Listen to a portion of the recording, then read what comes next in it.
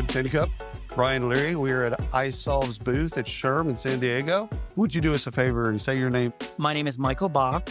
Catherine Bach. No. Yeah, from the Dukes of Hazzard. I do. Excellent reference. A lot of fond memories. I'm sure you do. Please don't think about it right now. Fair, because I'm looking at you, and then I shouldn't do that. Yeah, no. First of all, I gotta say something about your pocket square. Please.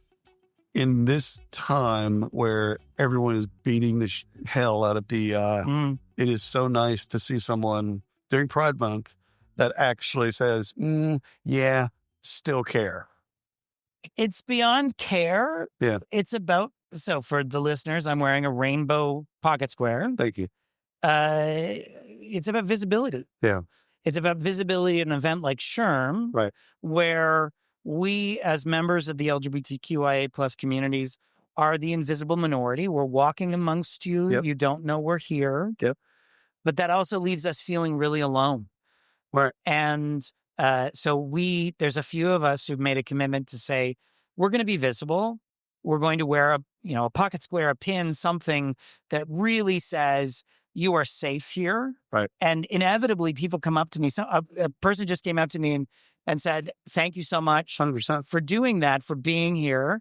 And it's just about visibility and making sure that we're not the invisible minority, that there's someone standing up and saying, we're here and we're going to continue to be here.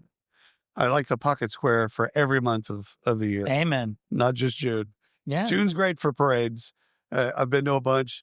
June's fun. Well, listen, that's the secret. That's a different bit. I don't talk about this a lot, but I'm gay almost every day of the year. There you go. Turns out, 365. I take the high holidays off for obvious reasons, but I am like almost gay every day of the year. So we can talk about this, not in June. No. Not in June. No. In fact, it's a topic for all months. Yes. I've had the same conversation with African-American folks about Black History Month. I'm Absolutely. like, dude, why are we dedicating a month to this? Still Black in March. Still Black in March. Didn't wear off. Nope. Didn't go away. Nope. Still a thing. So, I don't know how it happened. So, all right, Michael, you're speaking at SHRM. I am. Congratulations. Thank you. Not an easy task. What are we speaking about? So this topic is called "What Gets Measured Gets Done." Oh, yeah. Measuring the impact of inclusion, diversity, equity, and accessibility. Okay. I am not a traditional HR person. Right. My background is in IT and data. And so I'm looking at how you measure the impact of inclusion, diversity, equity, and accessibility, which I think now is more important than ever. 100%. Making sure we're showing the value of this work. Right. Beyond the rhetoric and politics. And I'm not somebody who wants to talk about politics. Yeah. I have I don't have a love for most politicians. Yeah. This isn't about politics. It's about what's good for business. It's always been that. Yeah. It's always been that way. Exactly. I remember back in 93 reading a case study about women-led businesses and about people that had created portfolios of women-based CEOs, based businesses. They outperformed the S&P. They outperformed, this, that, and the other. And it's like, why are we still out of the Fortune 500? I think it's 7 female CEOs. Yeah. And it's not the same thing as what we're talking about, but it's like that you can't argue about the math. No. The math, that's not the math is mathing. No, it's biases. It's other things that kind of get in there that people don't want to talk about. All of the data tells us that inclusion, diversity, equity, and accessibility is good for our business. It's good for our bottom line. It's good for our top line.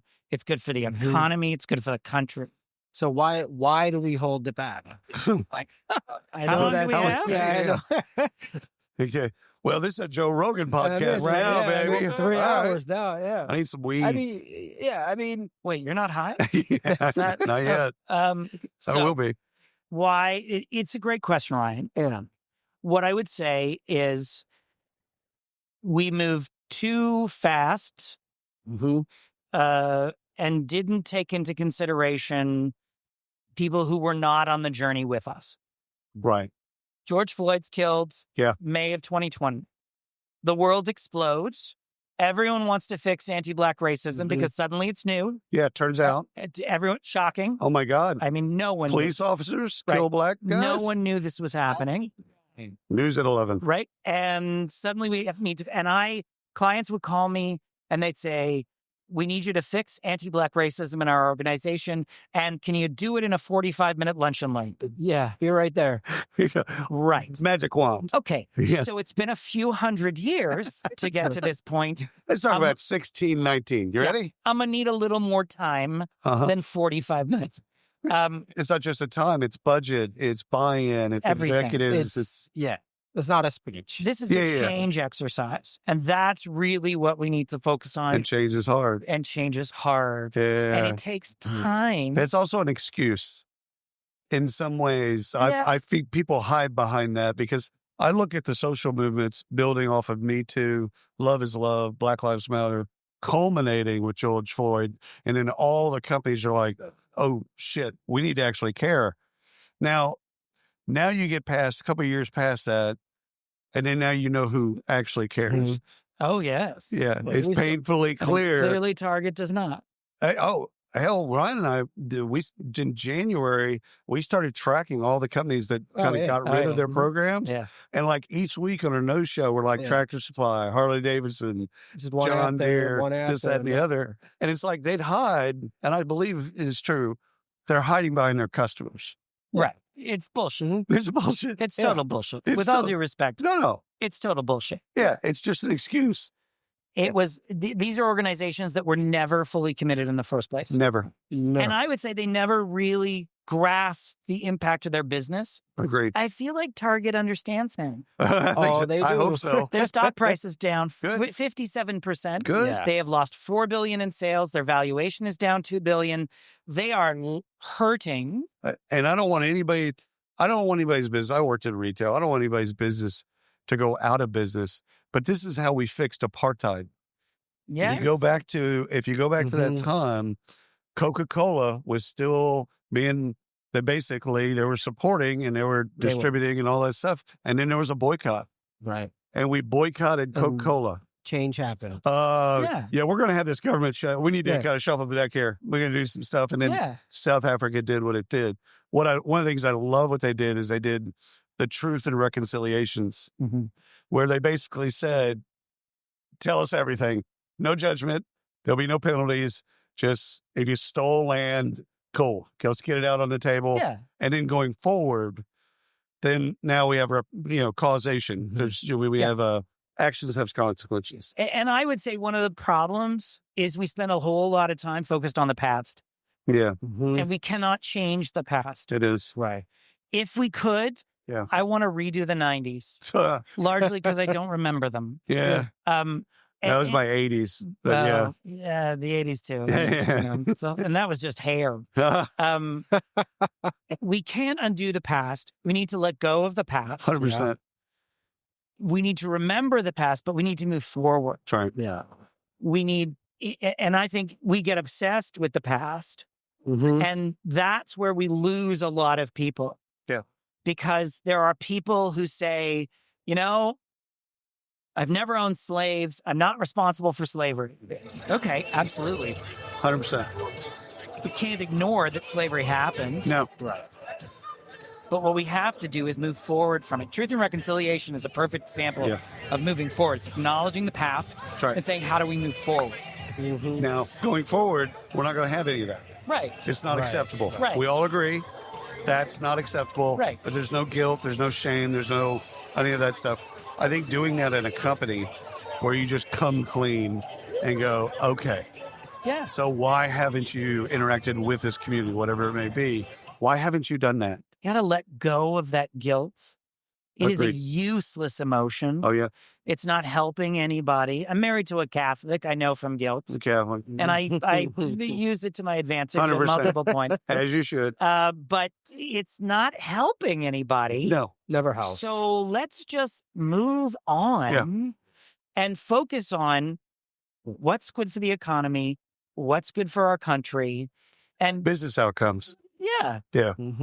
because ultimately those business outcomes help. There's a follow-on effect. Right. Right. I use the example of women making 76 cents on the dollar. Today, women make 76 cents on the dollar compared to men doing a same or similar job. Right. Why is that a problem? It's bad for the economy. Yeah. They control 80% of the household spend in straight relationships. I've actually never heard someone say that. Yeah. It's just bad for the economy. They don't have as much money to spend, and they're not paying as much tax. I think, and I'll go after, or I'll talk about feminists for just a minute. I think they're like a lot of disparaged communities.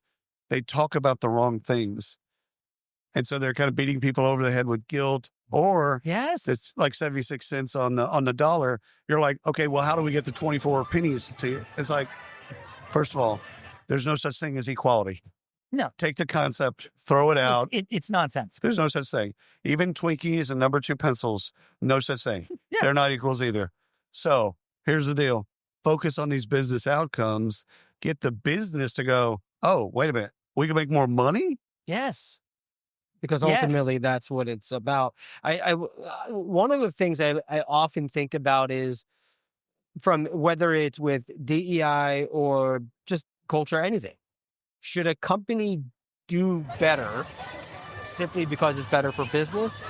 Does that matter to you, or does it matter if they care? Why would that matter? I don't know. Listen, companies make decisions for whatever reasons they make decisions for. Some logical, some not. Exactly. Yeah. Coke Classic is an example. I have always, you know, the old saying, you can get a horse to water, but you can't make it drink. Oh, yeah. I take a different turn. I don't care how I get the horse to the water, but I'll make the damn thing drink. Right. It doesn't matter why they're doing it. Just do it. Just do it. Yes. Because it has the impact on their bottom line, on their top line, on society, on the economy. Yeah. It's and people's lives are better. I am not a social justice warrior. Right. I grew up in the for-profit world. Yeah. I am, I'm a much to my businessman. much to my mother's chagrin.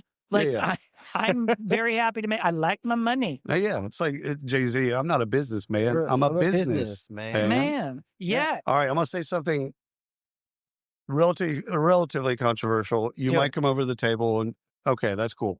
The table is very small. I know. It's a little barrier. Anyhow, so here's the deal. Yeah.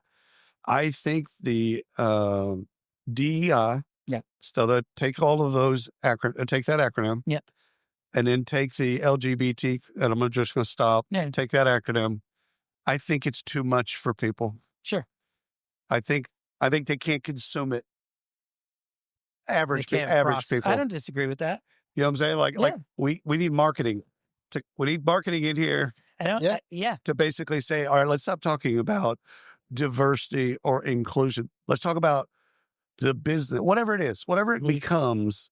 It's the outcomes of the business are better with inclusion, if you will. Yeah. Okay. And then make just one case so that people, because I think we're confusing a lot of, I say normal people, you know what I mean? It's like average, red states or whatever. It's like. Not just red states. It's not just red states. But you know what I'm saying? I know what you're saying. It's like, why is it so complicated? I would take it a step further, William. And I would say, I feel like your mother when I call you William. William. It's Jeffrey Williams. Oh, if you go Jeffrey William Tincup, it's Jeffrey William Tincup. What have you done? I would take it a step further and say that we did not we were exclusionary. Right. When I started doing this work, I've been doing diversity work for 20 years. Okay, so. And when I started, don't do the math. No. I was doing it. It was LGB.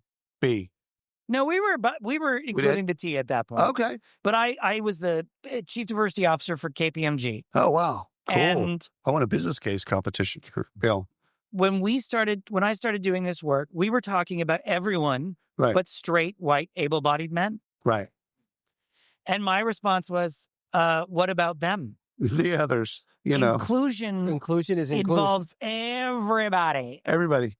And that freaks people out. it freaks people out. It freaks people out when you're like, no, we're including the white men. We have to. Yeah. Yeah. Well, If you look up the definition of diversity, the word diversity means different. It doesn't mean different from. It's interesting. So Good. Do you think that's why there's such pushback? Yes. Because they weren't included. The straight white men have been in power in some way or shape in civilization for 3,000 years. No, I get that. But I'm saying for the case that you're talking about, they think they're losing power. If everybody was included in that, is the result 20 years later different? Yes. You got hardcore folks 100% that are going to say, well, then this isn't LGBT. It isn't that.